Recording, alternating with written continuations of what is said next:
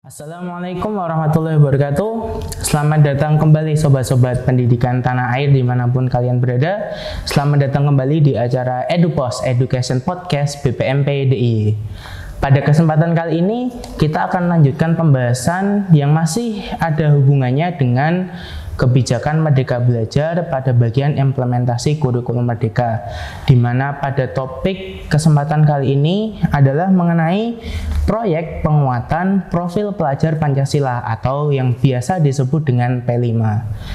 Nah, pada kesempatan ini kita akan dibersamai oleh seorang narasumber yang memang sudah ahli di bidang P5 itu tadi. Beliau adalah Ibu Marika Nawang Palupi dan beliau adalah Widya Prada di Balai Penjaminan Mutu Pendidikan Daerah Istimewa Yogyakarta. Nah, selamat datang di acara EduPos Ibu Marika, bagaimana kabarnya? Baik, Mas Hafiz. Alhamdulillah. Nah, mungkin sebelum kita mulai Bu bisa menyapa sobat-sobat pendidikan terlebih dahulu. Halo sobat-sobat pendidikan di seluruh Indonesia. Hari ini senang sekali bertemu dengan sobat-sobat pendidikan di topik P5. Mudah-mudahan apa yang kita diskusikan di sini kita sampaikan bisa bermanfaat terutama untuk pelaksanaan atau implementasi P5 di satuan pendidikan masing-masing. Oke, baik Ibu. Nah, langsung saja Ibu, itu yang pertama, mulai sebenarnya dari tahun 2019-20 kemarin memang dari Kementerian Pendidikan dan Kebudayaan, Riset dan Teknologi telah mengembangkan kebijakan Merdeka Belajar yang sampai saat ini sudah ada 22 episode ya Bu. Dan di mana ya sudah banyak sekali. Di mana salah satu episodenya adalah mengenai implementasi kurikulum Merdeka yang di dalamnya terdapat P5 ini tadi atau proyek penguatan profil pelajar Pancasila. Nah, mungkin bisa dijelaskan terlebih dahulu Ibu kepada sobat-sobat pendidikan mengenai apa sih sebenarnya yang dimaksud dengan P5 itu tadi. Ya. Terima kasih Mas Hafiz. P5 atau proyek penguatan profil pelajar Pancasila ini sebenarnya adalah salah satu pengalaman belajar yang dialokasikan di satuan pendidikan yang melaksanakan kurikulum Merdeka. Jadi pengalaman belajar ini kalau di kurikulum Merdeka itu masuk ke kegiatan co-kurikuler.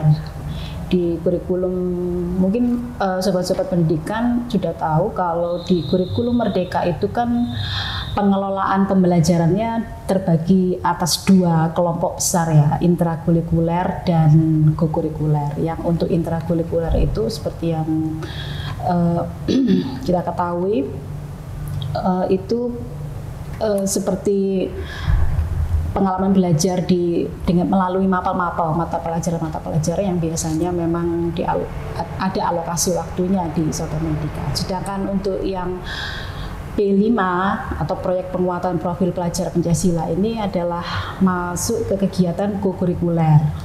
Artinya kegiatan kurikuler yang berbasis proyek. Tujuan dari P5 ini untuk menguatkan pencapaian kompetensi dan karakter sehingga waktunya disesuaikan, memang fleksibel dari sisi muatan kegiatan dan waktunya fleksibel disesuaikan dengan konteks dari satuan pendidikan masing-masing. Jadi untuk membedakan P5 atau proyek penguatan profil pelajar Pancasila dengan pembelajaran berbasis proyek, kalau untuk P5 sendiri itu untuk mencapai kompetensi yang ada diatur di regulasi tersendiri ya. Ada regulasinya tersendiri itu berbasis kompetensi dan karakter. Sedangkan pembelajaran berbasis proyek itu tujuannya untuk mencapai capaian pembelajaran dan itu diatur di regulasi yang tersendiri juga.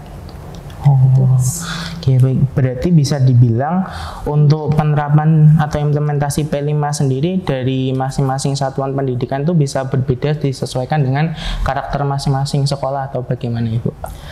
Iya, pencapaiannya kegiatannya bisa berbeda, cuman memang sesuai regulasinya. Jadi kalau proyek penguatan profil pelajar Pancasila ini regulasinya itu merujuk ke keputusan Kepala Badan Standar Kurikulum dan Asesmen. Di situ diatur ya tema-tema, dimensinya apa, temanya apa, kemudian kompetensi yang harus dicapai apa. Nah, di situ rambu-rambunya di situ. Nah, cara mencapainya itu disesuaikan dengan konteks atau sumber daya yang dimiliki oleh satuan pendidikan masing-masing. Oh, berarti tujuannya tetap sama, cuman cara untuk mencapai tujuannya yang disesuaikan tadi, Bu. Oke. Nah, kemudian kenapa sih, Bu, kok harus ada implementasi P5 di kurikulum Merdeka yang sekarang ini dikembangkan, Ibu? Iya, kenapa harus ada P5? Sebenarnya P5 ini adalah satu bagian dari kurikulum Merdeka gitu ya. Jadi ini untuk menjawab sebenarnya manusia seperti apa atau individu seperti apa sih, profil seperti apa yang diinginkan oleh negara kita, oleh bangsa kita itu saat siswa itu lulus atau menyelesaikan menyelesaikan sekolah atau ya menyelesaikan pendidikannya dengan menggunakan sistem pendidikan Indonesia gitu. Jadi seperti cetak birunya gitu ya. Oh ya. Jadi seperti itu. Nah, di P5 ini kenapa harus ada di kurikulum Merdeka? Karena memang dengan proyek penguatan profil pelajar Pancasila ini sebenarnya kalau disampaikan prinsip-prinsipnya ya. Jadi di proyek penguatan profil pelajar Pancasila ini lebih memberikan otonomi kepada sekolah gitu. Otonomi kepada sekolah untuk bisa mengeksplorasi kegiatan-kegiatan yang lebih kontekstual gitu untuk anak-anak atau untuk siswa di satuan pendidikan masing-masing gitu. Kenapa lebih kontekstual? Karena memang walaupun regulasinya itu di regulasi itu ditentukan ada dimensi atau tema yang bisa diambil, tapi itu nanti tema dan dimensi itu disesuaikan juga dengan konteks atau permasalahan yang dihadapi oleh satuan pendidikan masing-masing. Jadi penentuan tema dan topik yang dilakukan oleh Kementerian Pendidikan dan Ristek ini sebenarnya mengacu ke permasalahan-permasalahan global gitu. Permasalahan global yang ada di SDG ya, Sustainable Development Goals, yang sebenarnya permasalahan global itu juga terjadi di lokal gitu, dalam konteks yang berbeda-beda. Nah, kenapa P5 menjawab ya tadi ya, kenapa P5 itu penting? Memang untuk lebih membumikan apa yang dipelajari di sekolah, di satuan pendidikan dengan apa yang terjadi di kehidupan nyata gitu.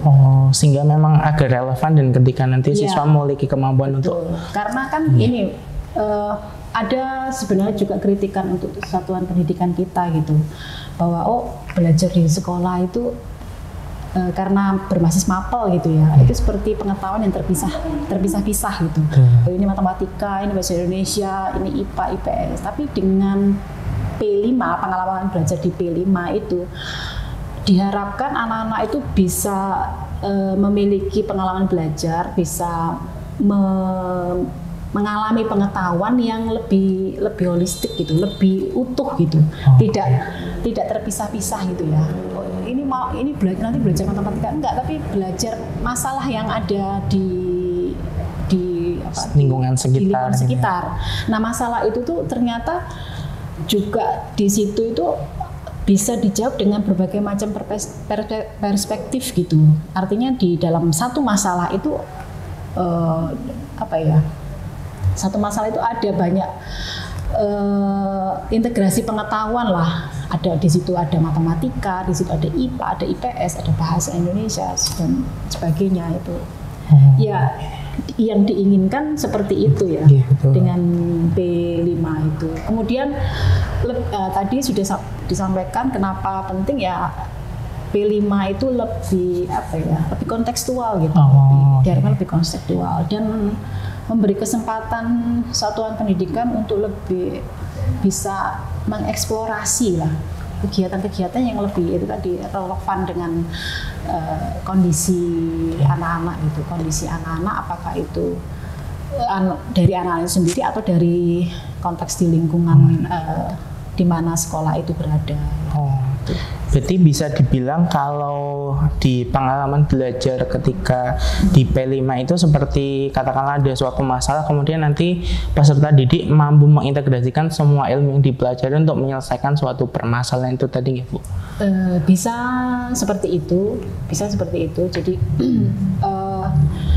bisa berangkat dari masalah atau mungkin tergantung dari nanti diskusinya gitu ya, dari diskusi. Misalnya memang di satuan pendidikan ini misalnya di lokasi yang dekat dengan TPA gitu ya. Tempat pembuangan akhir di Piungan tuh. Itu kan bisa jadi masalah gitu ya. Nah, itu nanti bisa dikaitkan dengan tema-tema yang ada di P5 itu. Apakah itu di gaya hidup berkelanjutan atau tema-tema yang lain yang mungkin bisa dieksplorasi sehingga anak-anak belajar membaca permasalahan di sekitar sekolah, kemudian permasalahan itu kemudian berusaha mungkin melalui kegiatan-kegiatan yang dirancang oleh gurunya itu bisa syukur-syukur bisa dibaca secara lebih kritis gitu lah. Ada permasalahan, kalau permasalahan seperti ini anak-anak diajak gimana caranya untuk mengatasi masalah seperti dia, disesuaikan dengan jenjang mungkin ya. Kalau SD seperti apa, SMP seperti apa, mungkin SMA seperti apa. Jadi seperti itu. Jadi lebih kontekstual, lebih nyata, lebih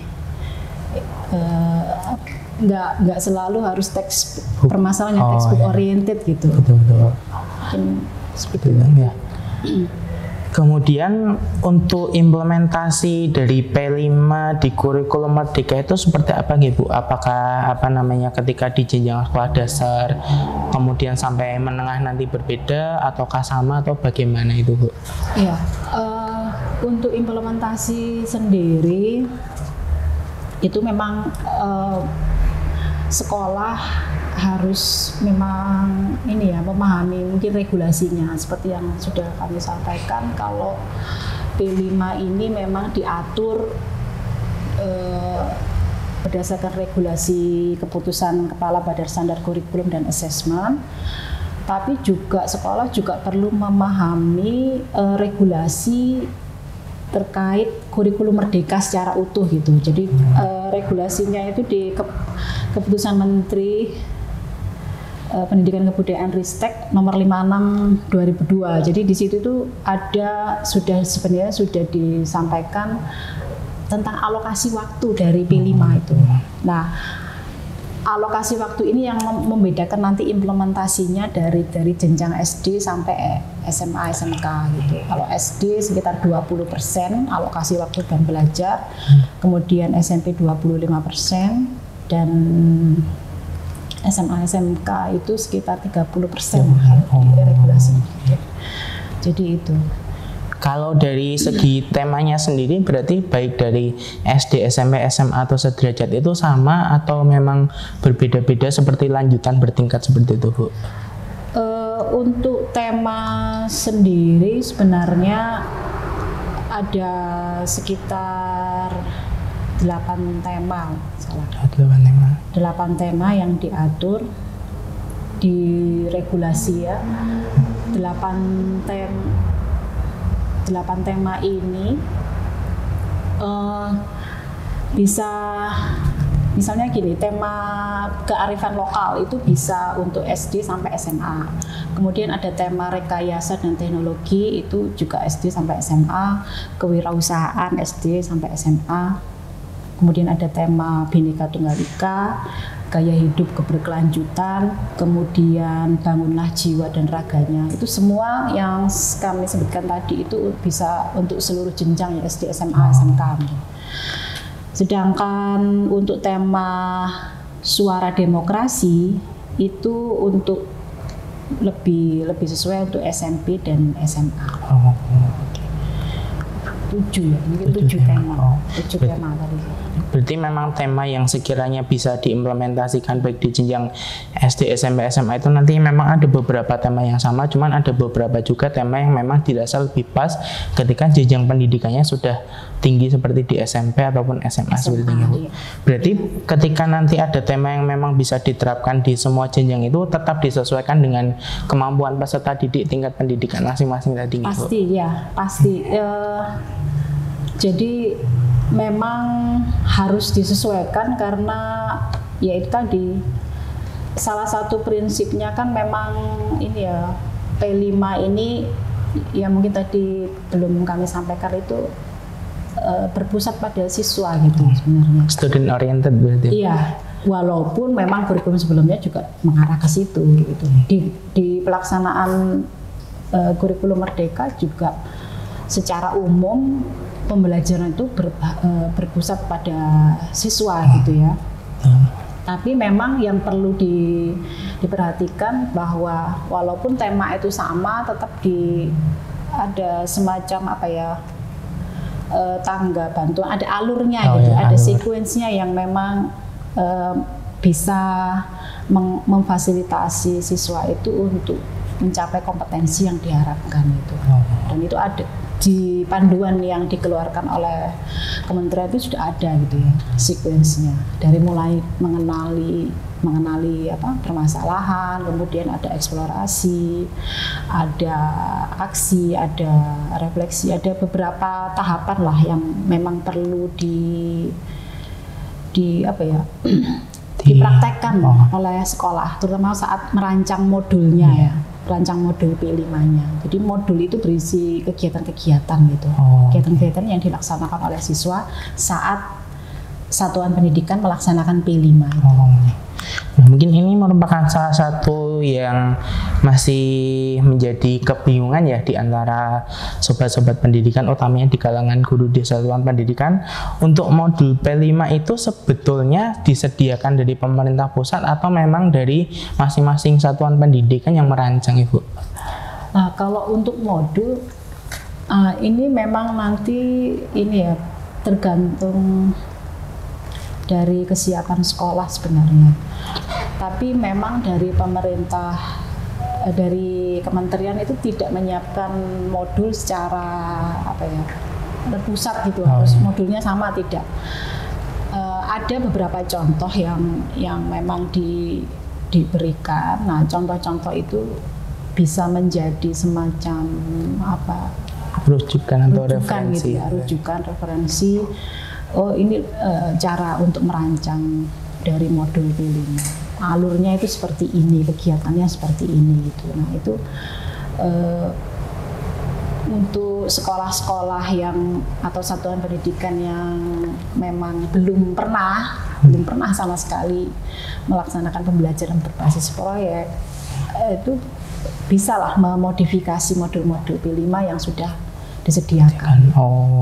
Tapi tetap menurut kami tetap harus satuan pendidikan ya memodifikasi gitu ya, disesuaikan karena itu tadi sebenarnya di P5 ini satuan pendidikan itulah yang diberikan otonomi sebenarnya, dengan diberikan otonomi yang lebih lepas untuk memberi apa ya, bisa memberikan pengalaman belajar yang lebih kontekstual dengan kehidupan sehari-hari. Nah, kemudian berbicara tentang implementasi tentunya tidak lepas mengenai hal-hal yang harus disiapkan ya Bu. Mungkin bisa dijelaskan juga sebetulnya apa saja yang harus disiapkan satuan pendidikan untuk dapat melaksanakan P5 ini tadi Bu. Iya, mungkin untuk yang perlu disiapkan memang perlu ini ya, pertama itu memahami garis, sebenarnya yang diperlukan memahami garis besar dari kurikulum Merdeka itu. Nah, apakah itu regulasinya ataukah mungkin filosofinya. Dan untuk satuan pendidikan memang yang diberikan itu strateginya itu melalui aplikasi PMM itu, platform Merdeka Mengajar itu. Ya. Dari situlah satuan pendidikan diharapkan bisa mengakses, kemudian bisa melaksanakan pelatihan mandiri. Jadi di situ diberikan melalui topik-topik yang ada, ya, mulai dari filosofinya, mulai dari kemudian prakteknya seperti apa. Ada juga mungkin topik-topik yang terkait dengan substansi dari kurikulum Merdeka sendiri. Nah, itu perlu memang sekolah memahami garis besar kurikulum Merdeka. Kemudian juga memahami pembelajaran dan asesmen seperti apa. Itu juga ya, sebenarnya melalui PMM itu juga ya bisa. Kemudian memahami langkah-langkah mengembangkan kurikulum operasional itu seperti apa sih. Nah, termasuk untuk pengembangan kurikulum operasional sekolah itu ya alokasi waktu dari intra dan intra dan P5 itu tadi ya, itu alokasinya berapa JB yang dialokasikan untuk P5 gitu. Sesuai dengan regulasinya, apakah 20% di jenjang SD, 25% atau 30% dari total beban belajar masing-masing jenjang. Kemudian yang berikutnya untuk kesiapan satuan pendidikan melaksanakan P5 ya, memahaminya itu ada panduan yang sudah disediakan oleh kementerian itu. Di situ sudah secara rinci sampai teknis gitu ya, dari mulai identifikasi awal kesiapan sekolah sampai ke bagaimana melakukan penilaian dari P5 termasuk rapotnya bagaimana itu. Jadi di panduan sudah ada semua itu. Sudah ada. Mungkin bagi sobat-sobat pendidikan yang memang masih belum memahami atau masih bertanya-tanya apa yang harus disiapkan, bisa tadi membuka platform Merdeka Mengajar, bisa diselesaikan, kemudian juga membaca panduan yang telah dikeluarkan dari kementerian seperti itu, Bu. Nah, lalu selama pelaksanaan implementasi P5 ini biasanya kendala atau masalah apa yang sering dialami seperti itu, Bu, ketika suatu satuan pendidikan ingin mengimplementasikan P5 ini? Iya. Kendala dan permasalahan ini berdasarkan mungkin hasil kita MONEF dari BPMP DIY itu. MONEF itu ada pertama mungkin masalah ada miskonsepsi tentang P5 bahwa P5 itu harus menghasilkan satu produk yang tangible, artinya tangible yang tampak gitu. Padahal sebenarnya puncak dari hasil dari P5 itu ada semacam perubahan kesadaran. Oh, masalah yang ini seperti ini, jadi apa yang harus dilakukan gitu. Jadi bukan hanya sekedar menghasilkan satu produk kemudian produk itu dipamerkan, tidak, tapi yaitu tadi penumbuhan kesadaran siswa melalui bagaimana mereka itu membaca permasalahan di sekitarnya gitu. Nah, disitulah yang diharapkan kan mereka bisa berperilaku sesuai dengan nilai-nilai Pancasila itu tadi. Apakah itu mandiri, berkebinekaan global, atau beriman, bertakwa pada Tuhan Yang Maha Esa, yang profil pelajar Pancasila lah intinya gitu. Nah, puncaknya kan itu ya. Terus kemudian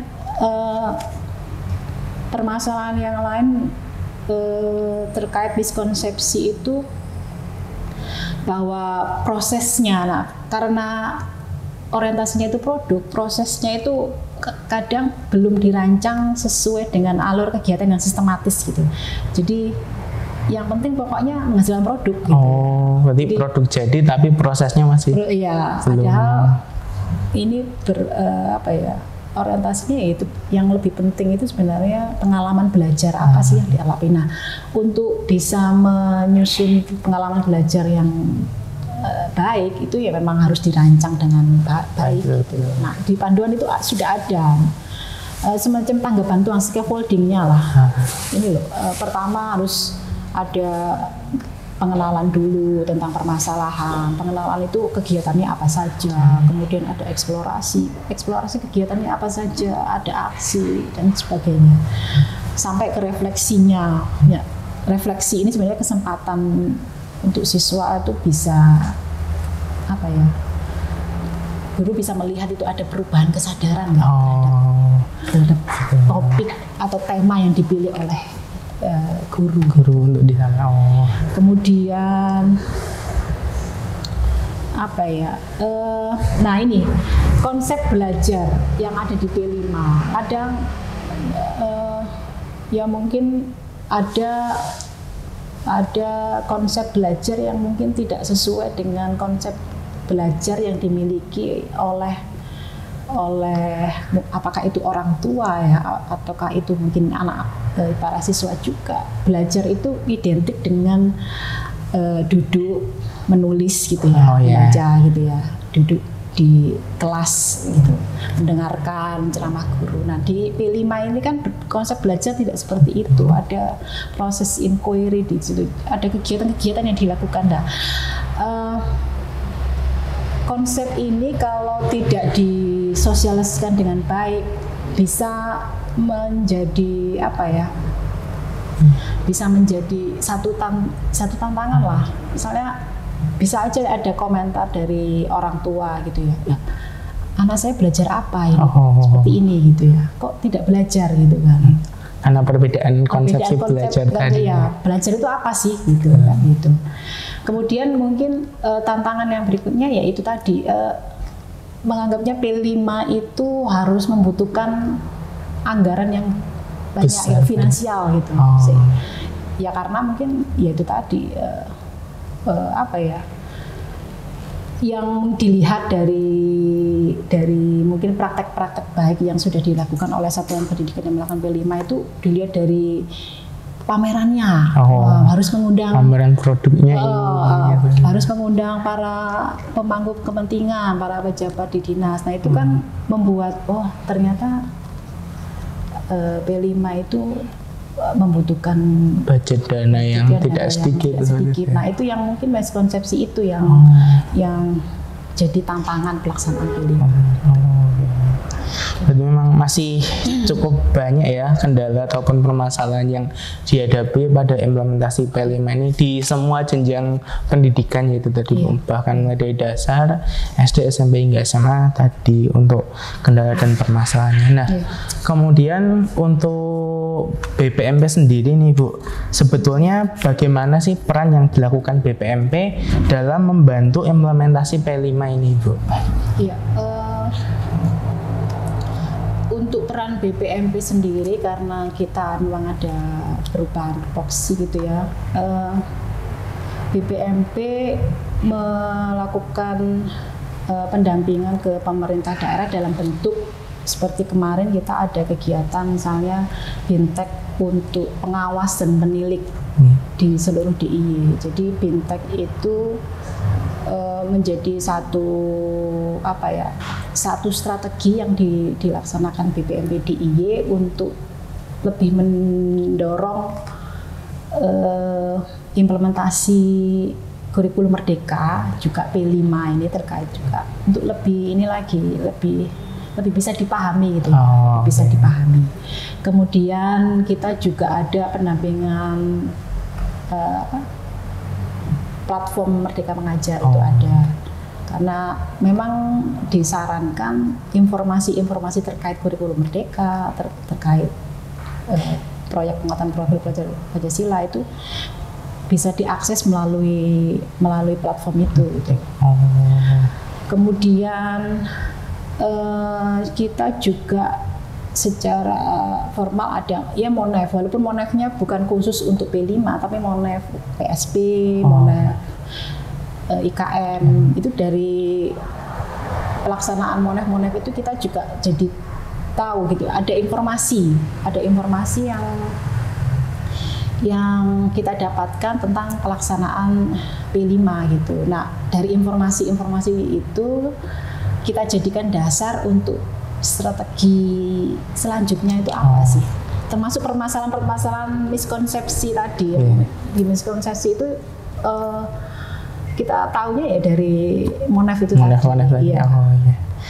Kemudian ada pendampingan secara ini ya, yang yang mungkin individual lah ya, tapi atas nama BPMP DIY dari teman-teman Widya Prada juga gitu, dan teman-teman mungkin BPMP yang kebetulan mungkin terlibat di program sekolah penggerak.